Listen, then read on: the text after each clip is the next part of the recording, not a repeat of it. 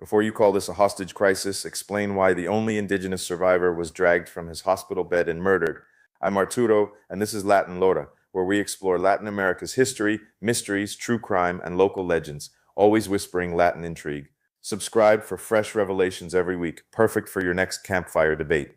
The embassy door was supposed to be sacred, a foreign flag above it, the old promise that even in a violent country, some walls are not supposed to be crossed. But on January 31st, 1980, in Guatemala City, that door became the mouth of a furnace. Quiché Maya peasants and their student allies entered the Spanish embassy to make the world listen. Hours later, 37 people were dead. So the question is not only who lit the fire, who built the room where protest became a tomb? Before the smoke, there was a road coming down from El Quiché, from villages where the land was green, but the air was foul. Indigenous communities had been denouncing murders, disappearances, and military violence. They had sent letters, they had asked officials to listen. They had tried the clean doors first, the respectable doors, the doors where a citizen is supposed to knock. But Guatemala had a way of turning those doors into walls. So the peasants chose another door, one with Spain's name on it. Wait, notice where they went? They did not storm a barracks. They did not seize a palace. They entered an embassy, a place wrapped in international law and foreign eyes. The Spanish ambassador, Máximo Cajal López, had recently visited indigenous regions where repression was growing. To many peasants, Spain looked like a witness powerful enough to carry their words beyond the capital. The plan was dangerous. Yes, some occupiers carried machetes, pistols, and Molotov cocktails. But the goal was not secrecy. The goal was to be seen. Inside the embassy that morning were not only diplomats. Ambassador Cajal was meeting with prominent Guatemalans, including former Vice President Eduardo Cáceres Lenhoff, former Foreign Minister Adolfo Molina Orantes, and lawyer Mario Aguirre Godoy. Then the peasants and students entered, and the building became a stage no one had rehearsed. Some people inside were held against their will. That matters. This was not a harmless ritual, but in a country where peaceful petitions disappeared into drawers, desperation had learned to dress itself as occupation. The occupiers wanted a press conference. They wanted journalists, cameras, and the Red Cross. And that detail is the first crack in the state's easy version of the story, because this tactic had a memory. In 1978, another group had occupied the Swiss embassy in Guatemala. That crisis ended with the occupiers leaving under the protection of journalists and Red Cross personnel. The Spanish embassy occupiers knew that precedent. They were following a script that had once ended not in fire, but in survival. But outside, the police gathered like storm clouds. Communication was choked off. Security forces surrounded the embassy while Ambassador Cajal and the people inside protested against an invasion of the protected space. The ambassador did not give permission for the police to enter. The embassy door should have held. That is the horror in miniature. A door representing law faced a state that had already decided that law was negotiable. Once that decision was made, the building ceased to be an embassy. It became a trap. The occupiers and hostages moved into the ambassador's office as the pressure closed in. The room was crowded, hot, frightened, and full of objects that did not belong together. Diplomatic furniture, human panic, handmade weapons, official orders, and a little fire waiting for oxygen. Then came the flames. The exact mechanics of the fire have been fought over for decades. Some blamed the occupiers and their Molotov cocktails. Others pointed to the police assault, a device, a weapon, or a substance that made the blaze explode beyond ordinary fire. This is where rumors always arrive wearing dramatic clothes, phosphorus, flamethrowers, secret plots, a staged sacrifice. Pop culture loves the smoke because smoke makes every shadow look like a conspiracy, but smoke can also hide something simpler and uglier. Security forces invaded without the ambassador's permission. They pushed into a sealed space full of living people. Witnesses later said rescue efforts were blocked or delayed. Whether the first spark came from one hand or another, the state had turned a negotiable crisis into a burning room.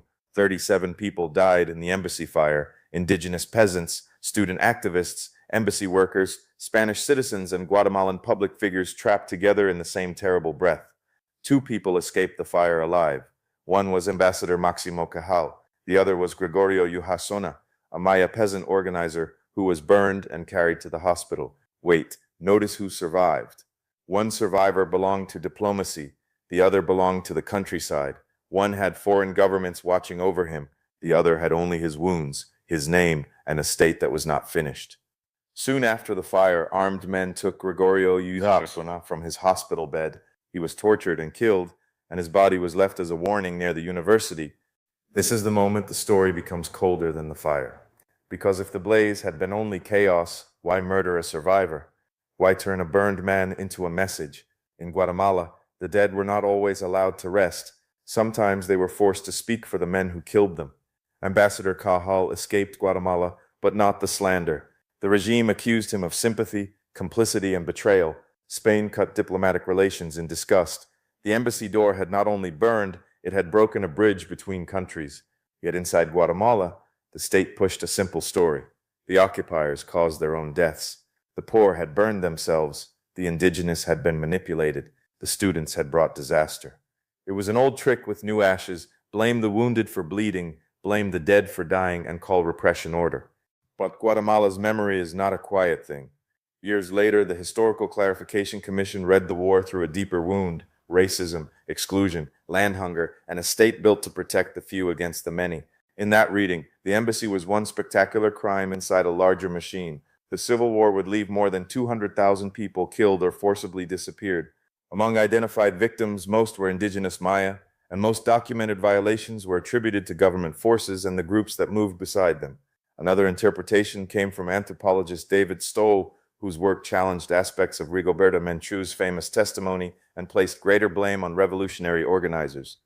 For him, the embassy fire mattered because it could support a different origin story, not a genocidal state answering legitimate indigenous grievance, but reckless revolutionaries leading rural people toward catastrophe.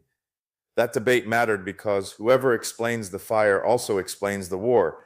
Was Guatemala burning because of foreign-inspired insurgency or because indigenous communities had reached the end of peaceful roads? Here we have to be careful, because easy stories are hungry. They want martyrs without agency or peasants without intelligence. They want villains so pure that no uncomfortable fact survives. The truth: some occupiers were armed. Some hostages were terrified. Guerrilla networks and urban organizers were part of the political world around the occupation, but none of that gives a government permission to invade an embassy, block negotiation, and turn people into ash. The agency belongs to the oppressed. Responsibility still belongs to power. Years later, a strange argument tried to use the future to explain the past. In May of 1982, militants from the Committee for Peasant Unity occupied the Brazilian embassy in Guatemala City.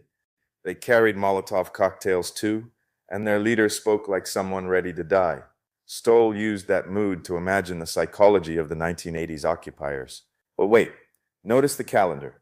The occupation of the Brazilian embassy occurred after the Spanish embassy was burned. The dead of 1980 could have radicalized 1982, not the other way around. The better shadow falls back to 1978 and the Swiss embassy occupation. That was the precedent the Spanish embassy occupiers actually knew. It had ended with escort, witnesses, and survival. This does not make the 1980s occupation wise or safe. It does make it human. They were not walking into a death cult. They were walking into a tactic that had once worked, in a country where being visible could mean staying alive. The tragedy is that by 1980, the regime had decided that visibility could be punished too. To understand why the regime chose such violence, zoom out from the embassy and look at Central America. In July of 1979, Anastasio Somoza fled Managua, and the Sandinista victory in Nicaragua sent thunder through the region. To revolutionaries, it sounded like proof that dictators could fall. To military rulers, it sounded like footsteps at the door. In El Salvador, the insurgency was rising. In Guatemala, the army looked toward the indigenous highlands and saw not villages with grievances, but a possible Nicaragua wearing woven cloth. Ambassador Cajal later described Guatemala in 1980 as a country in psychosis. Fear had entered every room. The left believed the road was narrowing to revolution or death. The regime believed revolution was no longer a rumor, but a visitor waiting outside the gate. Just 2 years earlier, during the Swiss embassy occupation, President Romeo Lucas Garcia had sent his vice president to negotiate. By 1980, that restraint was gone. The state did not want to solve the occupation. It wanted to crush the meaning of occupation. This is why the cameras matter. Many later called the assault stupid, a blunder by a brutal government too blind to understand how bad it looked. But maybe the cameras were not only a mistake. Maybe they were part of the message. Lucas wanted Guatemalans to see that no foreign flag, no diplomatic law, no famous ambassador, no television lens, and no witness would protect opposition if the state decided to strike. The blackened door was not just evidence, it was a theater. A Guatemalan diplomat named Jorge Lujan later studied the tragedy with a complicated heart. He had served the Guatemalan state, helped restore relations with Spain, and lost two close friends among the hostages. He did not romanticize the occupation. He called it armed, coercive, and reckless. He questioned the ambassador's open-door posture, but after gathering testimony and documents, he still concluded that the determining factor was the excessive violence and illegal invasion by security forces. Even a man with grief on the hostage side could not rescue the state's story. Lujan also treated the fire itself with caution. He dismissed some of the more dramatic claims. He leaned toward a theory involving a gas device that may have intensified flames already inside the room. But the important part is not that every spark could be named. The important part is that the men on the ground were following orders. The critical decisions came from higher rooms, President Lucas Garcia and Interior Minister Donaldo Alvarez Ruiz. A burning office is small, the chain of command behind it is not. After the embassy, opposition groups drew their own lesson. If an embassy could not protect peasants, if a survivor could be stolen from a hospital, if an ambassador could be slandered for trying to mediate, then moderation looked less like wisdom and more like a road ending at a cliff. The shared death of indigenous peasants and urban allies became a symbol powerful enough to stitch together worlds the rulers preferred to keep separate. Rural indigenous resistance and city-based opposition began to see each other through the same smoke. The Committee for Peasant Unity moved deeper into the orbit of the guerrilla army of the poor. Other groups formed, including the Popular Front 31st of January, named for the day the embassy burned. Weeks after the fire, indigenous leaders gathered at the ruins of Quiché, a place already heavy with memory. They spoke with a force that sounded almost like a declaration of war. Soon after, peasant organizing helped launch a strike that shook export agriculture. Sugar, cotton, coffee, the old veins of wealth felt the hand of the countryside. The regime also learned a lesson, and its lesson was darker. International isolation after the assault was not only embarrassing, it gave the government room to wage a wider war with fewer polite masks. The embassy became one atrocity in a growing chain that convinced some junior officers that Lucas Garcia was chaotic, exposed, and dangerous to the military's own project. In 1982, Lucas was overthrown, and General Efrain Rios Montt rose to power. The violence did not end. It moved farther from the cameras. Under Rios Montt, counterinsurgency became more organized and more devastating in the Western Highlands. Villages were treated as enemy terrain. Whole communities were displaced, destroyed, or marked as suspicious because the army imagined the indigenous body itself as a hiding place for revolution. This is why the embassy matters beyond its 37 dead. In a war of enormous numbers, symbols do not work by size, they work by concentration.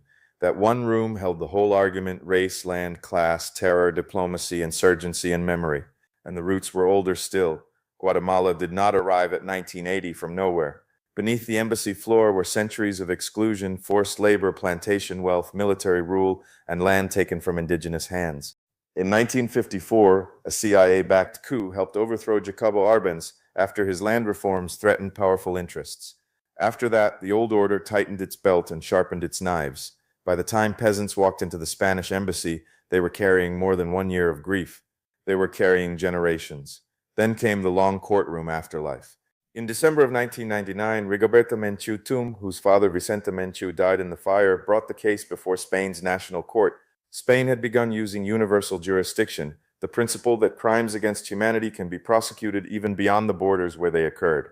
The complaint named former presidents, ministers, police commanders, and military leaders, accusing them of genocide, torture, terrorism, executions, and unlawful detention. The burned embassy became evidence with an ocean around it. The case twisted through Spain's courts. In 2000, the lawsuit was accepted. In 2003, the path narrowed, allowing only cases tied to Spanish citizens. But the embassy remained, because what clearer Spanish interest could there be than an attack inside Spain's own diplomatic house? Then in 2005, Spain's highest court reopened the door to crimes against humanity. Judge Santiago Pedras issued international arrest warrants in 2006. Guatemala resisted. Extraditions were blocked. Old power built walls out of paperwork. Still, the case changed the air. When Guatemala would not open the door, Spain called witnesses across the sea. Indigenous survivors, victims, and experts traveled to Madrid in 2008 to testify. Imagine that journey. Voices from villages and massacre sites crossed the Atlantic. because the truth had been locked out at home. Spain could not easily hold a trial without the accused present, so the legal path remained tangled. But the pressure mattered. Archives opened, witnesses spoke, the silence developed cracks. And then, decades after the fire, a Guatemalan courtroom finally spoke one name out loud. In January of 2015, former police official Pedro Garcia Arredondo was convicted for his role in the Spanish embassy attack. The court found him guilty of murder, attempted murder, and crimes against humanity, and he received a 90-year sentence, including punishment tied to the embassy deaths and to 2 students killed during the funeral procession that followed. The court did not need to assign responsibility to every spark. Then, 45 years after the fire, the door opened one more inch. On January 31st, 2025, during a commemoration, the Presidential Commission for Peace and Human Rights, speaking on behalf of the government of Bernardo Arevalo, again recognized the Guatemalan state's responsibility. The families had won a verdict, but not full repair. Truth had spoken in court. Memory was still demanding a country brave enough to answer. And now, in 2026, the fire is not old. It is still asking who gets believed. Recognitions did not resurrect the dead. It did not heal El Quiché. It did not return Gregorio Yuhasona to the hospital bed he was stolen from, or Vicente Menchu to his family, or the Spanish workers to their homes, but it broke one spell. For years, the official story tried to make the victims carry the guilt for their own burning. The verdict and the later recognition said no. They said the blackened door remembered orders, commanders blocked negotiations, and a state that chose force when a witness could have chosen life. So we returned to that door, the embassy door, the diplomatic door, the courtroom door, the door that indigenous peasants tried to use when every other door had failed. It was supposed to protect speech from violence, but violence entered anyway. And that is why the fire at the Spanish embassy still matters. Not because every mystery has surrendered, not because every person in the room was innocent of danger, but because a nation's truth often lives in the place where powerful men most urgently tell you not to look. A room full of people burned inside an embassy, and the question was never only who touched the flame. The deeper question is who benefits when memory is made confusing, when indigenous grief is called manipulation, when state terror is called order, and when a survivor is murdered before he can speak. Muchas gracias. Thank you for trekking the hidden trails of Latin America with me. If tonight's story unsettled you, subscribe and ring the bell, because Latin America's most intriguing stories are far from over.